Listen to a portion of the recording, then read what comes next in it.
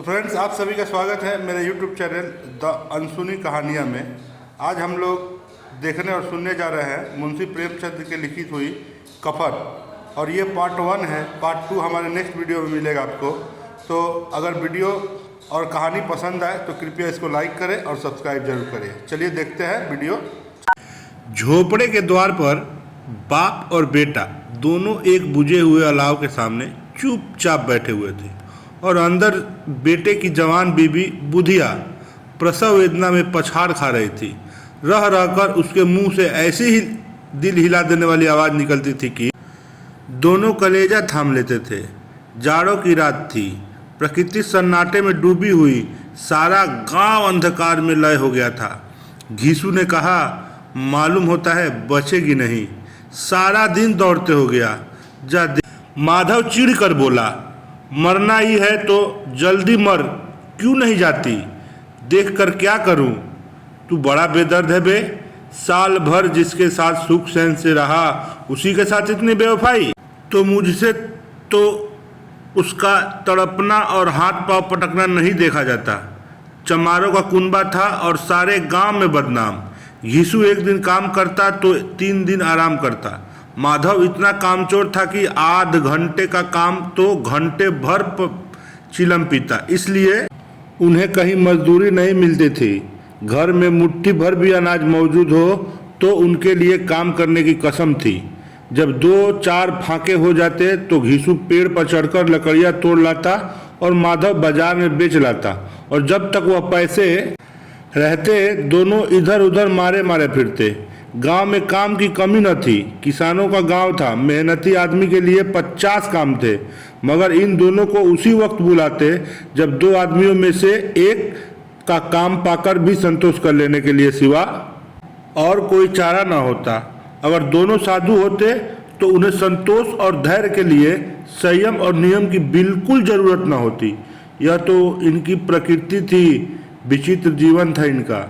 घर में मिट्टी के 2-4 बर्तन के सिवा कोई संपत्ति नहीं। फटे चित्रों से अपनी नग्नता को ढाके हुए जिए जाते थे। संसार की चिंताओं से मुक्त, कर्ज से लदे हुए, गालियां भी खाते, मार भी खाते, मगर कोई गम नहीं। दिन इतने की वसूली के बिल्कुल आशा न रहने पर भी लोग इन्हें कुछ न कुछ कर्ज दे देते थे। मटर आलू की फसल में दूसरों के खेतों से मटर या आलू उखाड़ लाते और भून भान कर खा लेते, या 10-5 उखाड़ लाते और रात को चूसते। घीसू ने इसी आकाशवृत्ति से 60 साल की उम्र काट दी, और माधव भी सपूत बेटे की तरह बाप ही के पद चिन्हों पर चल रहा था, बल्कि उसका नाम और भी उजागर कर रहा था। इस वक्त भी दोनों अलाव के सामने बैठकर आलू भून रहे थे, जो कि किसी खेत से खोद लाए थे। घीसू की स्त्री का तो बहुत दिन हुए देहांत हो गया था। माधव का ब्याह पिछले साल हुआ था। जब से यह औरत आई थी उसने इस खानदान में व्यवस्था की नींव डाली थी, और इस दोनों में बेगैरतों का दोखज भरती रहती थी। जब से वह आई यह दोनों और भी आलसी और आराम तलब हो गए थे, बल्कि कुछ अकड़ने भी लगे थे, और कोई कार्य करने को बुलाता तो निर्व्याज भाव से दुगनी मजदूरी मांगते। वही औरत आज प्रसव वेदना से मर रही थी, और यह दोनों इसी इंतजार में थे कि वह मर जाए तो आराम से सोए। घीसू ने आलू निकालकर छीलते हुए कहा, जाकर देख तो क्या दशा है उसकी, चुड़ैल का फिसाद होगा और क्या। यह तो ओझा भी 1 रुपया मांगता है। माधव को भय था कि वह कोठरी में गया तो घीसू आलूओं का बड़ा भाग साफ कर देगा। बोला, मुझे वहां जाते डर लगता है। डर किस बात का है, मैं तो यहाँ हूँ ही।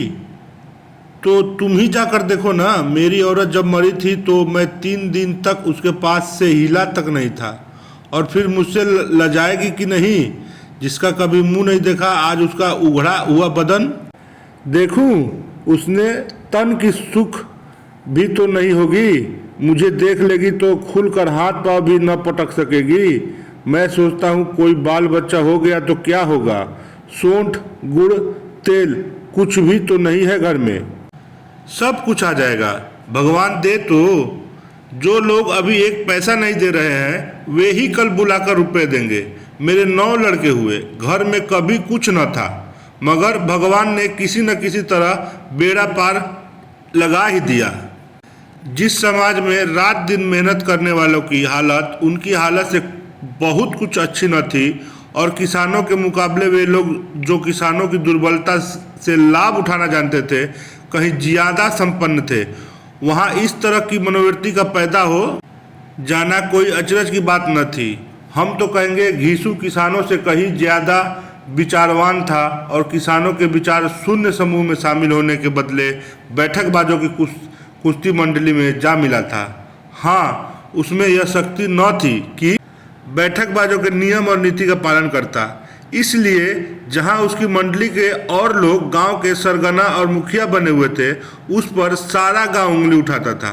फिर भी उसे यह तस्कीन तो थी ही कि अगर वह फटेहाल है तो कम से कम उसे किसानों की सी जी तोड़ मेहनत तो नहीं करनी पड़ती, और उसकी सरलता और निहिरता से दूसरे लोग बेजा फायदा तो नहीं उठाते।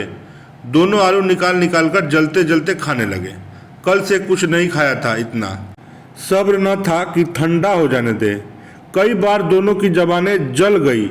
छिल जाने पर आलू की बाहरी हिस्सा जबान, हलक और तालू को जला देता था, और उस अंगारे को मुंह में रखने से ज़्यादा खैरियत इसी में थी कि वो अंदर पहुंच जाए। वहाँ उसे दावत में उसे जो तृप्ति मिलती थी वह उसके जीवन में एक याद रखने लायक बात थी, और आज भी उसकी याद ताज़ी थी। बोला वह भोजन नहीं भूलता। तब से फिर उस तरह खाना और भरपेट नहीं मिला। लड़की वालों ने सबको पेट भर पूरियाँ खिलाई थी। सबको, छोटे बड़े सबने पूरियाँ खाई, और असली घी की। चटनी, रायता, 3 तरह के सूखे साग, एक रसेदार तरकारी, दही, चटनी, मिठाई। अब क्या बताऊं कि उस भोजन में क्या स्वाद मिला। कोई रोक टोक नहीं थी। जो चीज़ चाहो मांगो, जितना चाहो खाओ। लोगों ने ऐसा खाया कि किसी ने पानी न पिया गया, मगर परोसने वाले हैं कि पत्तल में गर्म गर्म गोल गोल सुवासित कचौड़ियाँ डाल देते हैं। मना करते हैं कि नहीं चाहिए, पत्तल पर हाथ रोके हुए हैं, मगर वह है कि दिए जाते हैं।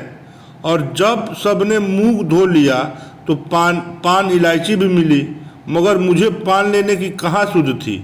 खड़ा हुआ न जाता था। चटपट जाकर अपने कंबल पर लेट गया। ऐसा दिल दरिया था कि ठाकुर माधव ने इन पदार्थों का मन ही मन मजा लेते हुए कहा, अब हमें कोई ऐसा भोजन नहीं खिलाता। अब कोई क्या खिलाएगा।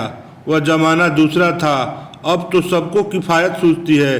शादी ब्याह में मत खर्च करो, क्रियाकर्म में मत खर्च करो। पूछो गरीबों का माल बटोर बटोर कर कहाँ रखोगे। बटोरने में तो कमी नहीं है, हाँ खर्च में किफ़ायत वह सूझती है। तुमने 20 पूरियाँ खाई होगी, 20 से ज़्यादा खाई थी। मैं 50 खा जाता। 50 से कम मैंने न खाई होगी। अच्छा पका था। तू तो मेरा आधा भी नहीं है। आलू खाकर दोनों ने पानी पिया, और वहीं अलाव के सामने अपनी धोतियाँ ओढ़कर पाँव पेट में डाले सो रहे। दोनों जैसे दोनों बड़े बड़े अजगर गुडुलिए मारे पड़े हो, और बुधिया अभी तक करा रही थी।